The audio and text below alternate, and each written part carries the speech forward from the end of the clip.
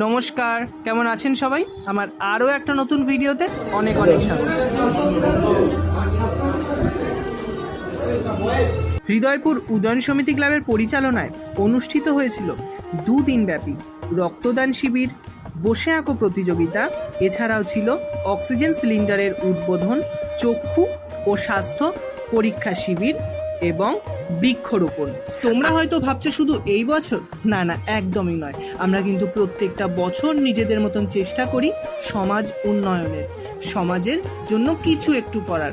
আর তাই এবছর আমাদের ক্লাব থেকে অক্সিজেন সিলিন্ডারের উদ্বোধন করা হয়েছে, যাতে আর পাড়ার কোনো মানুষ হঠাৎ করে অসুস্থ হয়ে পড়লে অক্সিজেনের অভাবে তার প্রাণহানি না ঘটে।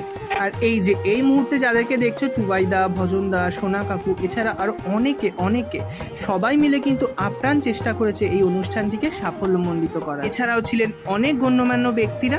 সবাই মিলে এই দুটো দিন কিন্তু আমাদের খুব ভালো কেটেছিল। এখনের মতন এই পর্যন্তই। দেখা হচ্ছে পরের ভিডিওতে।